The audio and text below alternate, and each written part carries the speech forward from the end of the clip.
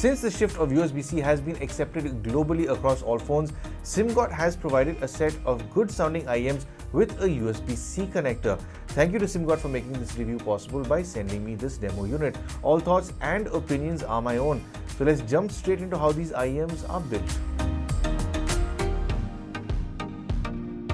Of all the audio gear I've ever unboxed, this has got to be the most simple and to the point unboxing I've ever experienced. The box has a minimalistic design on it with all the information at the back of it. Upon opening it, you get the IEMs and cable in a bag with the left and right IEMs in their own little miniature bags, and you also get the literature. Moving on to the IEMs and cable. This is not a detachable cable. It's soldered into the IEM, so you won't be able to do any cable swapping with this set of IEMs, sadly. But this does have its own plus point to it. The other end of the cable has a USB Type-C termination, and within this is a tiny decoder or mini DAC amp that has DSP going on within it to further enhance your listening experience with a little more color in your audio. The cable itself is tough and well made, but I'm not a fan of the shiny silver it has under the protective layer. There's a control pod which lets you pause and play your music via a tactile button, and it does have a microphone as well for when you want to take any phone calls or get involved in any chatter while gaming. The IEMs have a transparent design to them, so you can see the inner wiring and driver housing, which is quite neat. The faceplate has a metal finished look to it with the Simgot logo, and the ear tips provided are a soft silicone material which are comfortable to use over longer listening sessions. It is nice to have a microphone on a set of IEMs, especially if you need to take some calls while you're listening to music, but it is also helpful if you want to use it for gaming. So if you do want to see how your voice would sound carried over to your recipients, there really is only one way to find out. I am calling you from the confines of my studio, so this should give you a general idea as to how your voice would carry over to your recipient through this microphone. So don't expect this microphone to cancel out certain noises. So if you're out on a busy street, this does not have environmental noise cancelling. It doesn't have all those gadgets with bells and whistles like wireless earphones do. So I have been on the camera microphone to give you a sense of how my voice sounds in this environment, and I'll switch over to the 100 DSP microphone right about now. So the barrel is actually located quite high up, in fact. So if I do hold it close to my mouth, it is not that much closer than being here. But I'm sure it'll make a difference because it does come slightly closer to my mouth if you're doing this. But if you do want this hand while gaming, this is pretty much how your voice will sound. So this has been a quick demo to give you an idea of how you will sound to your recipients. And I do hope that it has given you a better understanding of these IEMs. And I'll see you in the chapter about sound.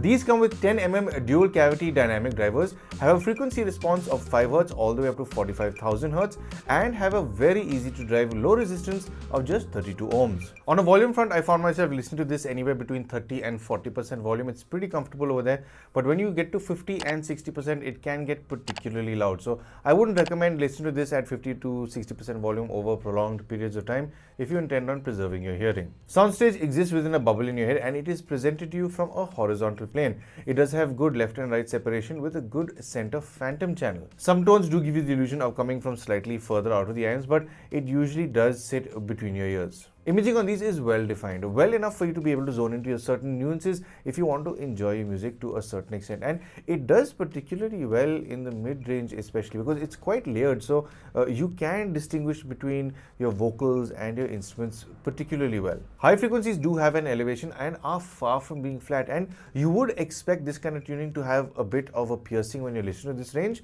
but Simgot has managed to tune it so that it stays clear from that. This range, despite being well defined and tweaked, stays clear from being piercing. No sibilance, no sharp highs cutting the ear here. So you can spend hours listening to this and not go through any listening fatigue with this range. It's got a softer delivery here than I expected it to have, considering Simgot has targeted a Harman curve with this tuning. They've targeted it but made their own modifications really well. Listening to Toto's 99, the snare, ride and crash cymbal have prominent roles in this track, and at no point do these hurt the ear. They come at you with a sense of excitement, and thanks to how well these image, it's quite easy to visualize what's happening in this track and this range if you decide to listen with your eyes closed. Mid frequencies is what surprised me the most with these IEMs. It's well layered, detailed, and surprisingly presents itself to you in a very realistic manner. Instruments and vocals have good timbre here. It's hard to believe that you can own these for as much as they go for, which I think many people will think as well, especially if you listen to this range during a blind test. Vocal and instrument decay lingers well without dying out too early when listening to certain acoustic tracks, which I don't usually expect IEMs in this range to do. This range really is well tuned, and I'm sure the DSP has a lot to do with how it performs. Listening to Billy Joel's tender performance of And So It Goes, you're able to hear and even feel the emotion he's put into this song as well as lyrics here. It's a beautiful performance that can get lost with many earphones, but not these. This does carry weight and emotion across to you well in this range and really lets you connect with the artist and feeling of the music you're consuming. Low frequencies have good structure and definition, but it might leave some bass enthusiasts wanting. These are able to hit sub-low frequencies without much effort, but this range isn't as enthusiastic as some may like. I do wish it had a little more body straight out of the box for heavier music, but it works well with acoustic music. If you're into EDM or metal music,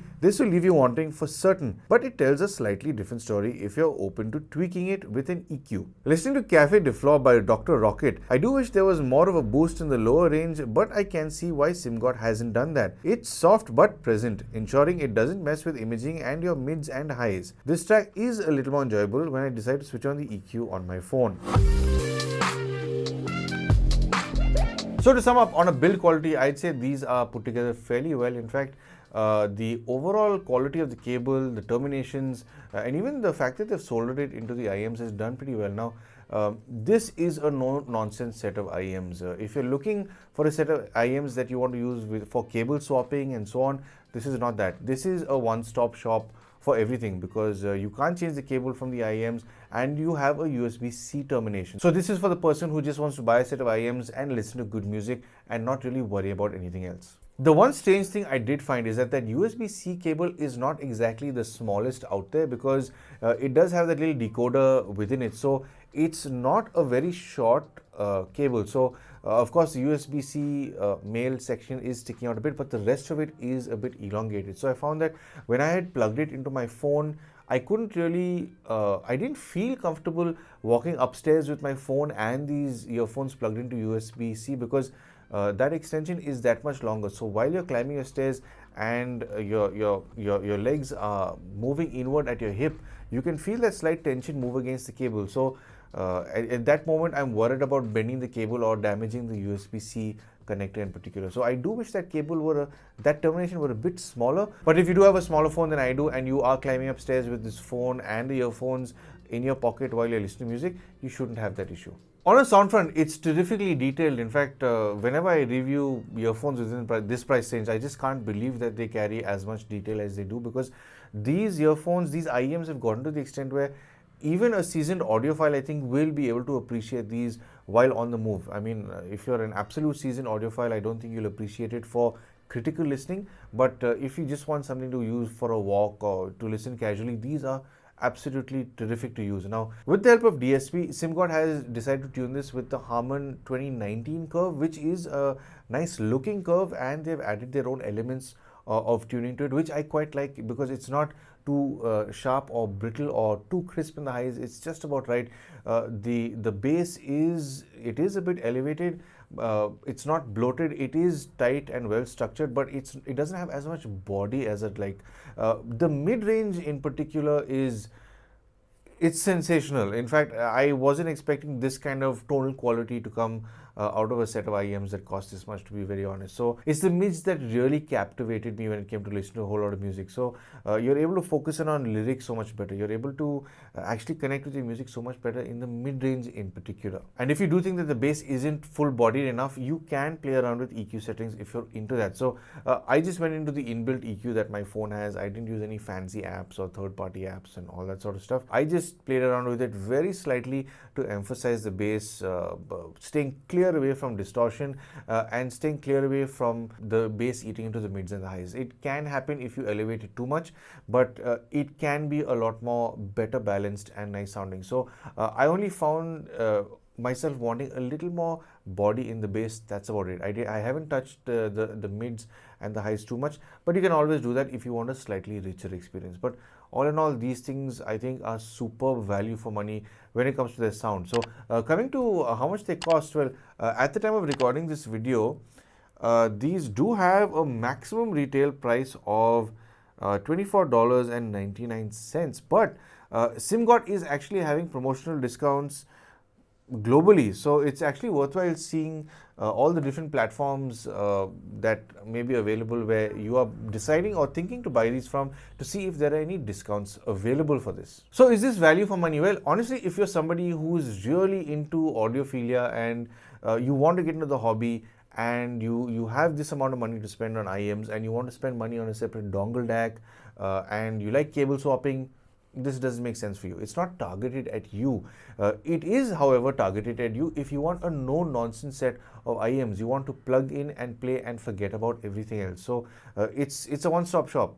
You just pick it up, you unbox it, and you plug it in and you use it. There's no option of being able to plug in separate DACs or try different sounding cables or different materials really, or within the cable, so that they sound richer or mellower in certain places.